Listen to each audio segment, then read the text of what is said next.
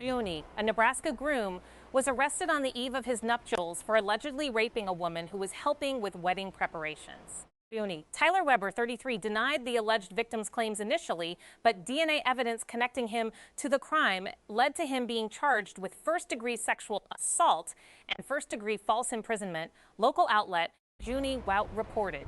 Juni, the 19-year-old accuser, was part of a small group, including her own husband, who gathered at Weber's home in May to finalize details the night before the ceremony was to commence. The groom repeatedly grabbed her hand. Juni, while her husband wasn't looking, she told Scottsbluff County sheriffs. When the group thinned out, she decided she was too intoxicated to go home and asked to borrow some clothes to spend the night, according to the Juni report. Juni. She said Weber followed her as she went upstairs to change, grabbed her wrist, and pinned her against the stairs before forcing her onto a couch and performing oral and manual sexual acts on her. The outlet writes, Juni, said she told him no several times, and that he even repeatedly stopped himself mid-act to say that he shouldn't be doing this because he was getting married the next day. Juni, afterwards, she told cops she tried to text her husband. Bad things were happening as Weber went to the bathroom before joining her on the couch.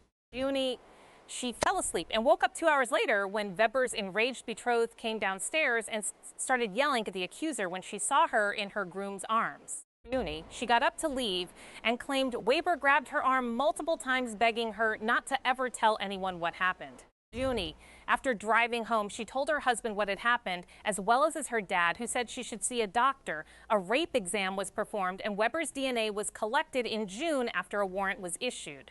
Juni, the swab collected from the victim included 2 distinct DNA profiles, which couldn't rule out Weber as a suspect. Juni, a more comprehensive DNA test was ordered, which the county sheriff's office said matched the suspect definitively. Juni.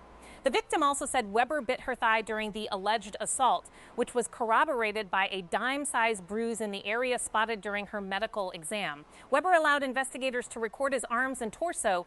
Juni, finding no marks on him, which he later attempted to use as evidence that the assault never took place. Weber is being held at Scottsbluff County Jail on $215,000 bond and is due back in Court Aug.